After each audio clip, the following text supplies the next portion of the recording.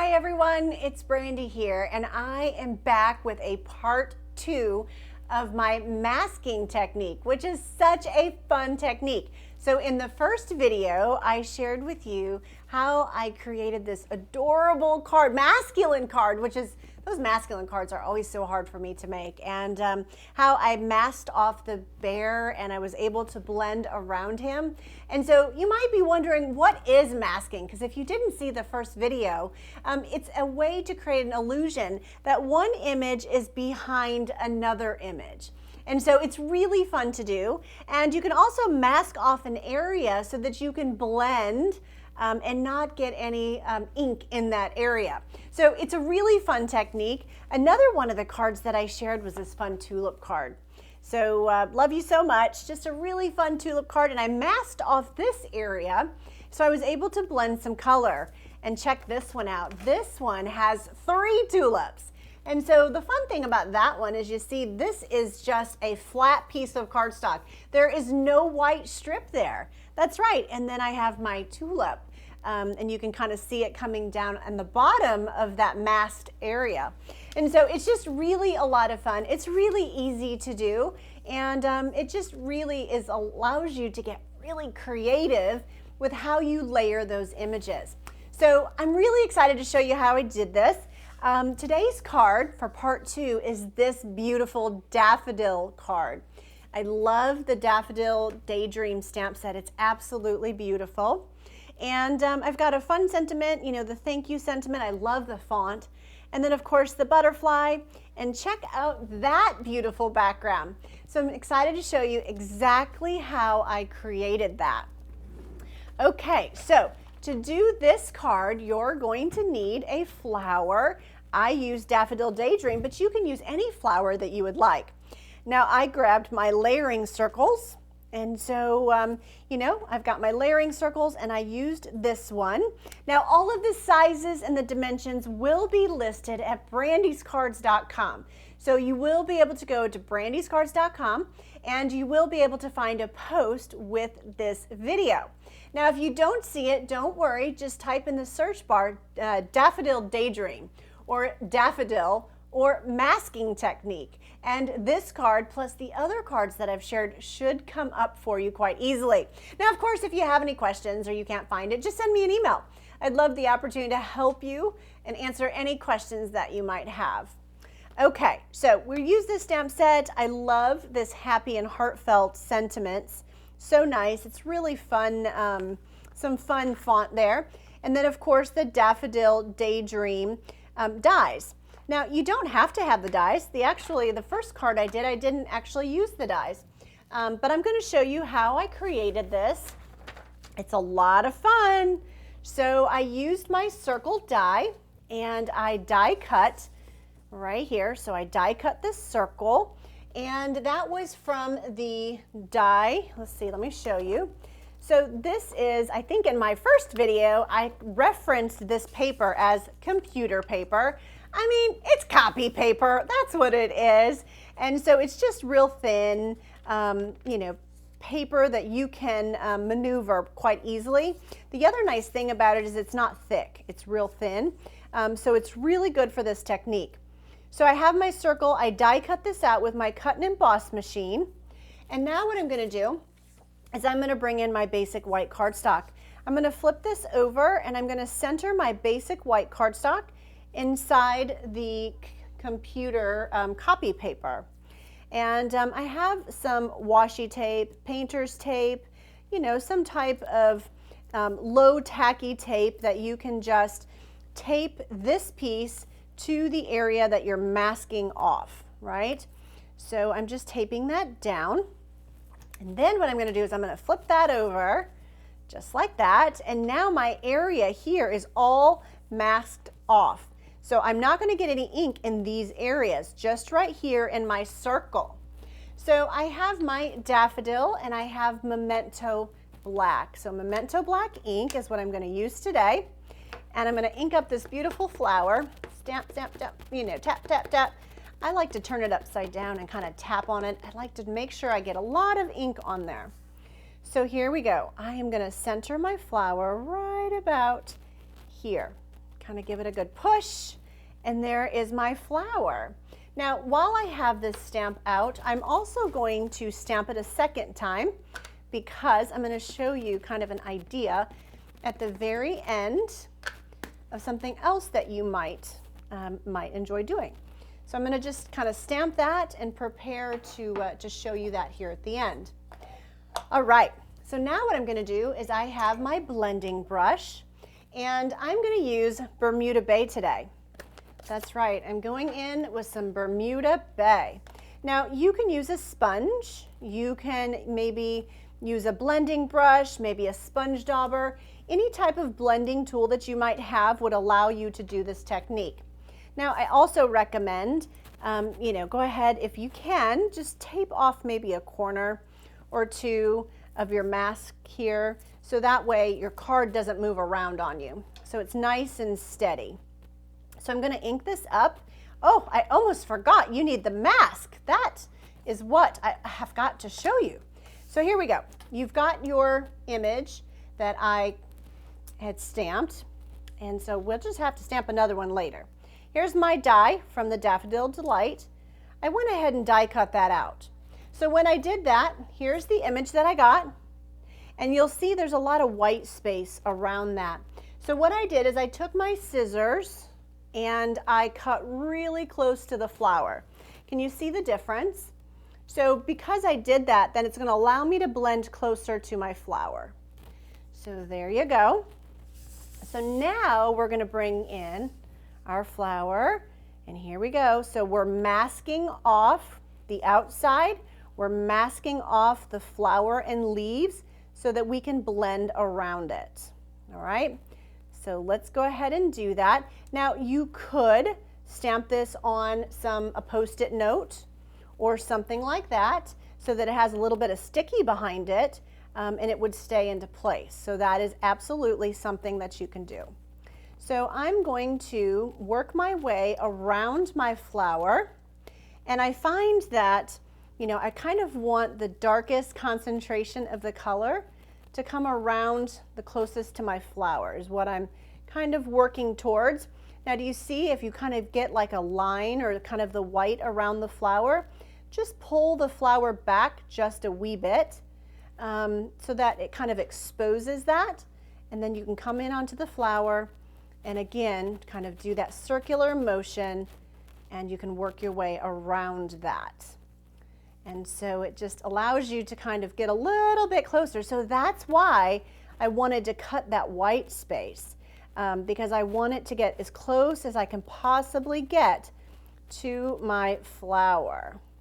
So here we go. I'm just kind of blending my ink really good here.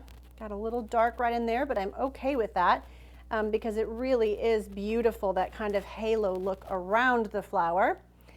And then I'm going to come to this side and kind of work my way out. Now, this flower might not be the most perfect flower to do it with, just because there's you've kind of got some, like leaves that are kind of going out on its own, but it's totally doable and it's absolutely beautiful. So you just have to be patient and kind of hold that down. Now, one thing I thought about was, wow, how pretty is that? One thing I thought was you could actually probably take and put a mini glue dot right behind here if you plan on popping this flower up. But I can show you that here in just a minute. So that might be helpful if you planned on popping the flower up or the leaves, then you could certainly put a mini glue dot down, and you're not going to like ruin anything, if you will. So let's go ahead and finish off kind of over here on this side of our flower.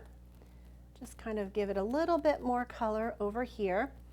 And so we can kind of very lightly kind of come around on the edges and sort of blend that outward. Kind of get some blendy going on in there. Oh my gosh, how pretty is that? And you see that little bit of white right there? So again, remember, all you got to do is just kind of bring that flower up and expose that spot so that you can add some more color to that. So there you go. So that is just so pretty. I think I do want to add just a wee bit more. It's one of those things, it's like, oh gosh, stop while you're ahead. But I do think that it would be nice to have a little bit of a darker color right over here on this side of the flower. Okay, so there we go.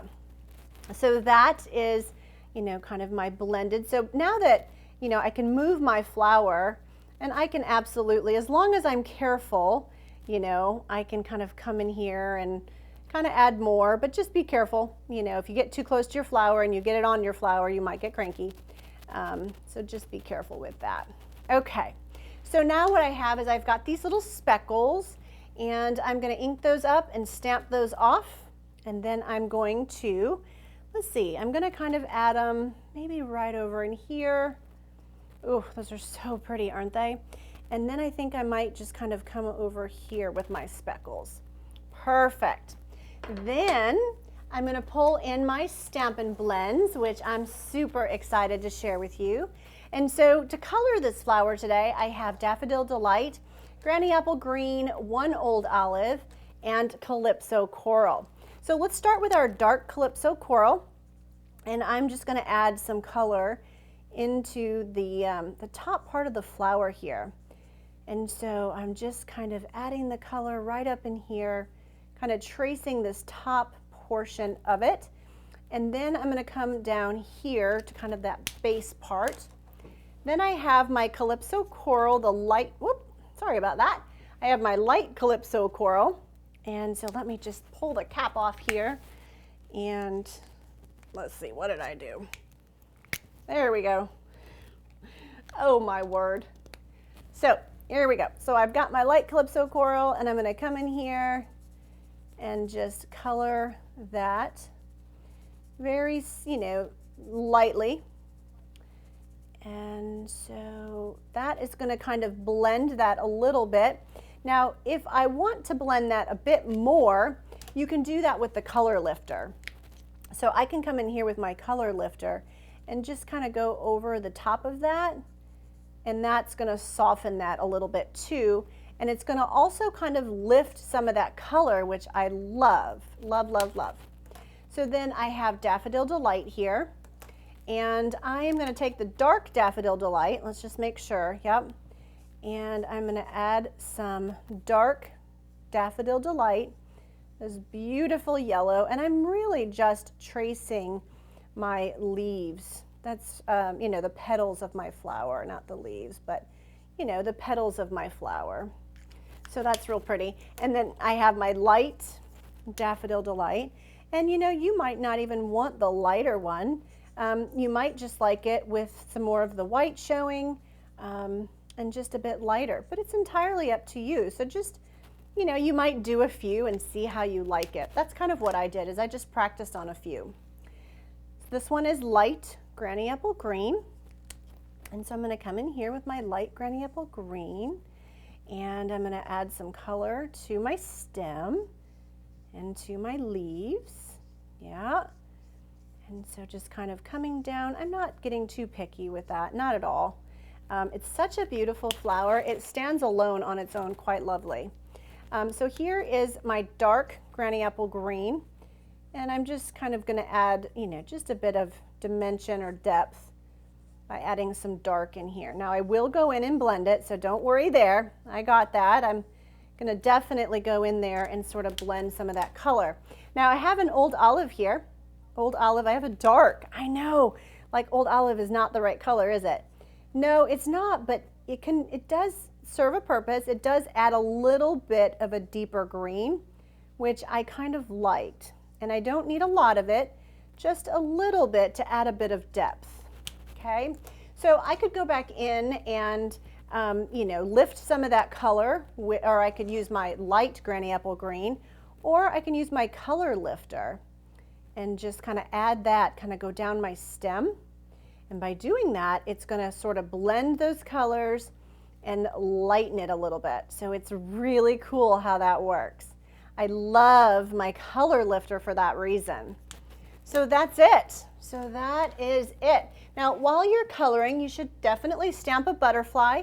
And I colored my butterfly with both Calypso Coral and Daffodil Delight.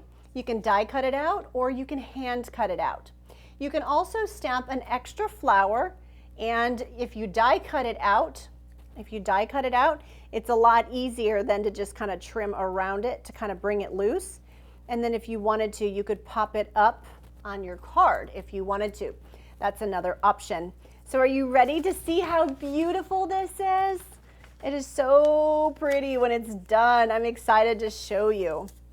So here, let's take off our mask and let me show you how pretty this is. Oh gosh, isn't that color amazing? So we just got to take off our tape here. And you know, that's why I like to put it on the back, because I know it's not going to interfere with any of the front. Now, do you see how this is kind of lighter in the circle over here? So that might be another reason, you know, why you might want to kind of blend some more color over here so you can see, you know, that circle is a little bit more defined. So there you go. Do you see that? Oh, so pretty. Oh, it's so pretty. And so then what I have is my Memento Black and my sentiment. I'm going to use a thank you sentiment. But of course, you can use anything that you would like. So if I take my thank you, I like to kind of stamp it a couple times so that I can get a feel for how my stamp is stamping. And that's perfect. So let's go ahead and mount it on our card base. And so I hope that you are enjoying my card today. If you are liking it, please be sure to like and subscribe. I would love for you to leave me comments and let me know, you know, which one of my masking cards that you've enjoyed. Of course, if you haven't seen my first video, make sure you go over and check out that one as well. I shared the flowering, was it the flowering tulips? And the wildlife wonder. So we did a bear over there as well with kind of like a neat sunset. So make sure you check out that video too. You can find that at BrandysCards.com, or you can find it on my YouTube channel, on BrandysCards YouTube channel. So you can look there for it as well. Of course, if you can't find it, just reach out to me. I'd love the opportunity to help you.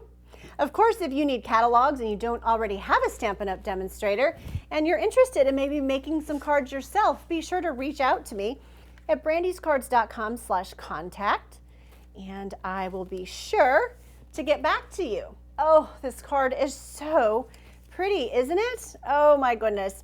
Now, I don't have my bone folder, otherwise I could burnish that edge a little bit and it would kind of keep it a little bit flatter, so I'll have to do that afterwards.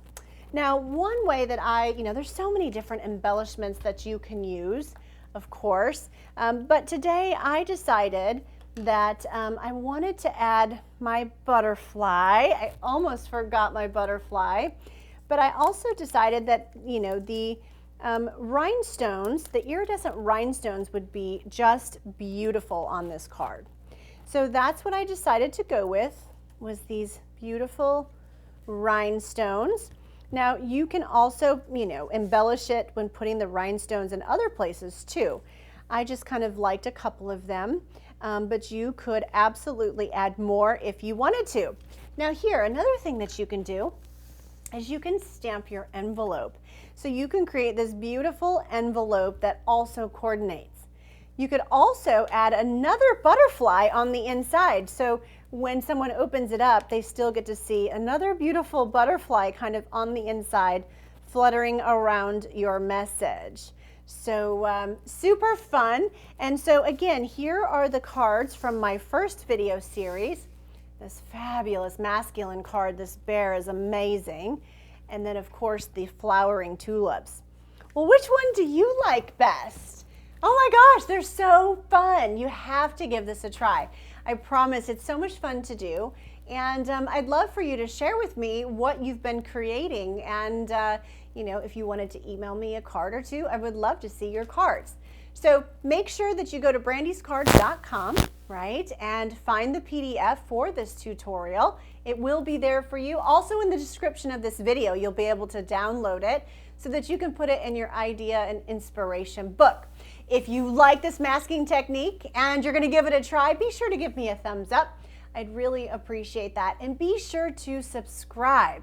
And don't forget to hit the notification bell so that you're notified of my upcoming videos. Speaking of that, If you are interested, I have got a beginner series that I am super excited about. I'm excited to take you through the steps of card making. So if you've been interested in card making and maybe not sure, okay, how do I get started and what do I need and that sort of thing? Well, this series then is for you.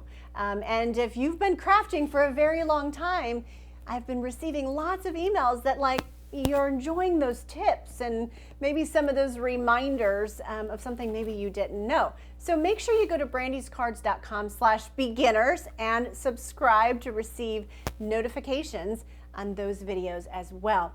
So thank you for joining me. I hope that you enjoyed this tutorial and this project, and I hope that you give it a try. And of course, if you need any catalogs, be sure to let me know. Go to brandyscards.com/contact. I know that's a lot of Brandy's Cards stuff. So go over there. That's where you can find everything, and just send me an email with your mailing address, and I'll get you a card in the mail with the catalog right away. Thanks for stopping by. Happy stamping.